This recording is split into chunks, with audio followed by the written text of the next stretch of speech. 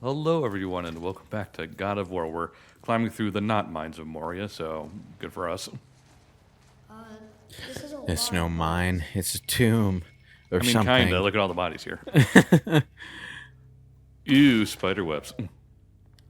I was actually watching the Fellowship of the They Ring look like men, and the not Two Towers over the weekend, and one of the things that struck me Oh yeah. is that, like, My even with the professor said length of them the all. extended editions, Fellowship in particular feels like an adventurous journey on fast forward, and it's like, how do you do that with a 4-hour movie? Thankfully they still sped through all the Council of Elrond stuff because that Well, they chapter didn't. is boring. They didn't so much. Well, I wouldn't say that chapter is boring. It's interesting enough to read, but like because like the monologues themselves are kind of like descriptive stories in themselves. But like the version of the Council of Elrond they have in the movie just paints all the people who were invited as petty children. So I'm not really sure which is worse. Uh, but like, it really hit me as I was watching the movie that like HBO was really onto something when they decided to adapt Game of Thrones as a show instead of as a film series. This is Well, until they ran into the manga problem where they just caught up. Well, that too, but that was a creative issue. I mean, I don't know I mean- if like they're ever gonna like if George R. Martin's even gonna ever finish the Song of Ice and Fire books. Oh, No, he he- will. It's just that those are such long books. And, I mean, you know. one hasn't come out in like 10 years. Is the thing? Well, yeah, but like there are 5 books long and they're fucking like massive. I think and it's not like he hasn't been working on stories in that universe. He has done some side story stuff. But like for a book that's that long, you really want to take your time with it. And I've seen ongoing series that have gone actually like maybe about as long between books and still continuing. I don't know. I look at stuff like Wheel of Time or whatever, where like you have authors definitely getting older and not in the best health, and I'm just like, just finish it.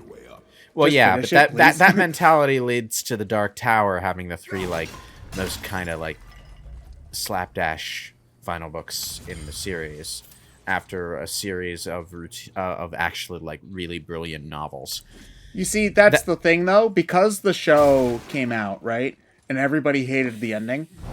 You literally, no matter what you do, people will like it more than the TV show ending just because it's Well, different. we already know just from the books that we have that the novels are going in a wildly different direction with the characters.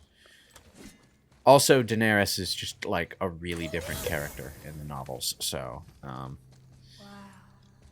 like I don't really like I see some of the details matching up, but I also see the overall shape of the story being very different. Like Full Metal Alchemist, in fact. It's a name, I think. I mean, difference is the It means terror. author for FMA did a lot of work for the original anime. Oh yeah, there's so much stuff in the original FMA anime that is so deliberately opposite what she had planned that it could only be on purpose. It is entirely on Like- purpose. Like, the reason why Lust is so around so much in the 2003 series is because Arakawa killed her off so early in the manga. It's like, okay, we need to do something with her because I did nothing And with there- her in the manga. Well, then there's also just like, in the end, it's like in Brotherhood, who is it that kills the Führer? Scar, maybe. Yeah. Yeah, but it's Mustang in the original anime, whereas Scar was doing what? What was Scar doing at that Scar point? was already dead at that point, I think. Was he? I think so. I haven't watched it in a while, so I might be forgetting. And then there's even like aesthetic stuff, like in the manga, Edward loses his undershirt. In the anime, he loses his coat and keeps his undershirt. What a change. It's like completely pointless, but it's also like They're so just trying to hit the obvious. 2 different fetishes, Lewis. It's that just simple. it's just so obviously deliberate that it sends a message to the viewer. You know, it's also a fun detail to notice if you experience both versions of the story. But like, How do we use it? A Song of Ice and Fire. Oh, good. I have lights on my ass and fire in my blades of chaos. Perfect. Like it's weird in today's day and age to think of an ongoing book series not getting a release like once every 1 to 2 years, but like it's not as unusual as you would think. One of the series that I particularly like is called Green Rider. That's an ongoing fantasy series following a singular protagonist through a series of connected adventures. Is it about But the green there are- biker dude from X2? No, it's not. It's a good series. I recommend reading it. It's also one of those kind of series where you could go quite a few years in between books before anyone. Yeah, comes I out. know. It's like, but the thing is like it's not like for like 3, 4, even 5 years. It's been like 10 since Yeah, the but- last book came out. But So I don't know. the Song of Ice and Fire books are also substantially longer, and that means they're more complicated, and that means more drafting and more rewrites in the writing process. And this guy puts a lot of effort into his books, so he's probably like rewriting every chapter like 6 times.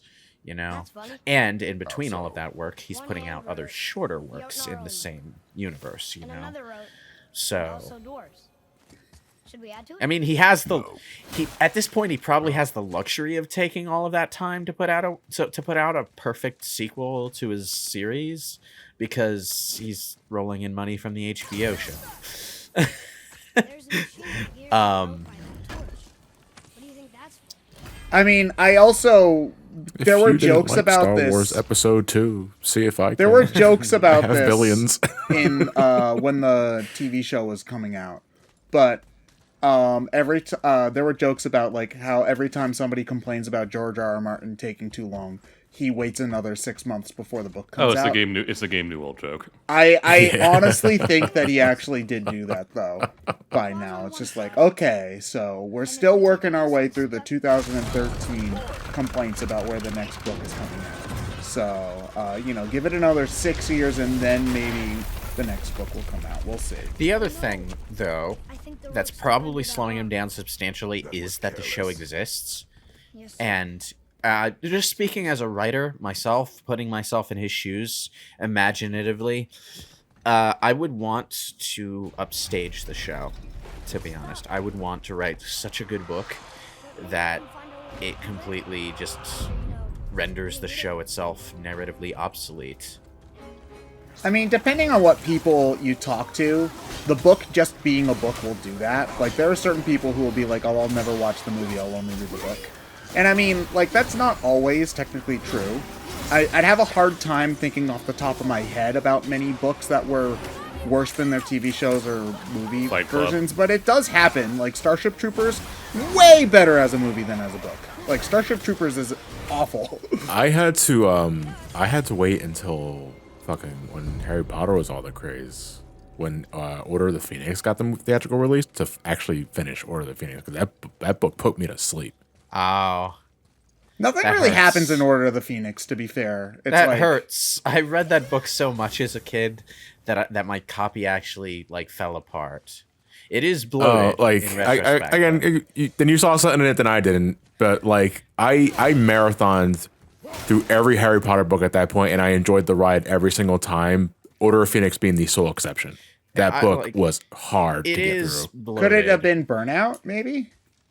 No, because definitely book No, what, I can book see 4? someone I joke, but I can see someone being intensely bored with Order of the Phoenix. Order of the Phoenix is kind of like that odd one in the series that is either your favorite or your least favorite.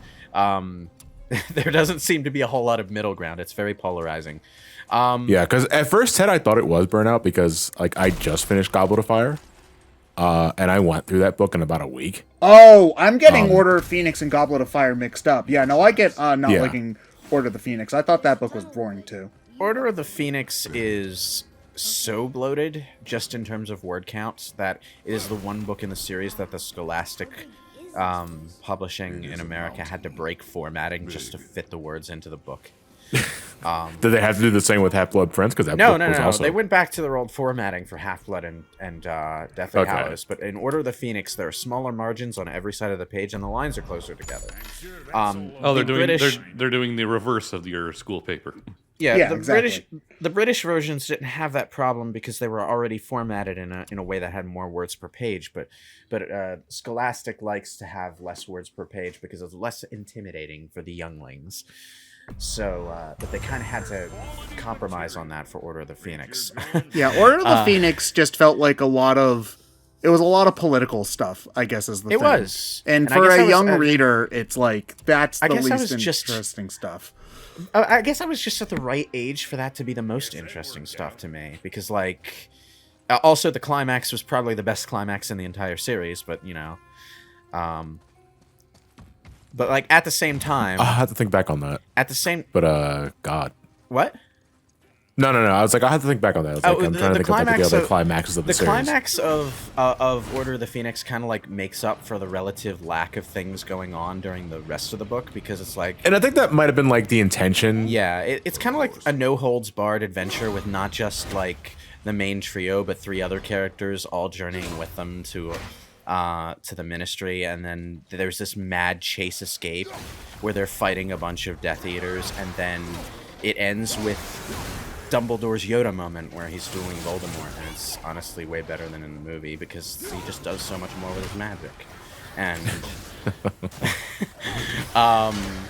and it's just such a, and then after that it ends on the emotional downer of Sirius being dead and Harry finding out what the truth of it all was. But it is a very bloated book in terms of word count, so like the pacing is off the entire time. Also, and this is a very old criticism, there are way too many adverbs in Order of the Phoenix for some reason. Like, you could probably cut the book's length down by a fifth just by getting rid of all the goddamn adverbs. Honestly, that's something that I noticed, like, a swing in the other direction towards, in that a lot of books now, they, like, don't use any adverbs at all because it's now considered bad writing to use a lot Well, of them. it's always there's always been a problem with using adverbs because, like, it tends to signal insecurity on the writer's part. Like, you don't trust the reader to understand your tone from your tone. So you add this extra word to specify your tone, and it just winds up feeling redundant. But like, that's like, adverbs exist for a reason. They can be employed effectively in writing. You just have to, you know, police yourself a little with how often and when you use them, because it is very tempting to use adverbs. One of the first things I do whenever I'm revising my own writing is look at all the adverbs and think to myself, okay, does this work without this word here? And Is it necessary to identify like the intensity of that verb you are adverbing? Yeah, like, I'd say 4 out of 5 times you don't need that adverb there. And, you know, but there is always that 1 out of 5 times where it really does work. And sometimes the adverb can just lend itself really well to a gag or something, you know? Or to some stylistic flourish you're doing. Like, The writer writed lazily, using all of the adverbs carelessly. Is writer a word? Now it is. You see, it works for the joke because we're implying this is a bad author. So, yeah. Did they buy it? Did they buy It's just really No, sir. No one's buying your book. because Order of the Phoenix is, like, in terms of its narrative, probably the best book in the series at employing, like, concepts that older readers would appreciate. Because, like, from Half-Blood Prince onward, things do tend to get a little bit more trite in that area. But at the same time, it spends so long getting there that I can see people checking out halfway through. I feel like I'm overdue, like, just reading a new book series because it's been so long since I did that. Because my diet nowadays is just graphic I could novels. give you some recommendations. I've been reading a lot of fantasy lately. I've only read the first book, but I really liked Stormlight Archive, Way of Kings by Brandon Sanderson. Yeah. I'm afraid to ask Lewis because then it'd just be all Stephen King. I don't have all day. It wouldn't be. What Stephen King writes a lot of short novels. What are you talking about? No, I don't. I'm talking as a guy who clearly doesn't read Stephen King. Well, I don't read that much Stephen King. Just The Dark Tower and a few select standalones, really. Yeah. So I can give you some recommendations after the part is over. I also have, like, No, you can do a donut part. Nobody cares. Okay, you We're sure? not- Somebody we literally haven't been talking about the game this entire session. literally insert the comment section with the one guy being like, actually, I care. I don't want to hear Ted's book recommendations because actually, I mean, you should read this instead. I already mentioned Green Rider, though. That's a good series to read. It's, at this point, I think 5 books long.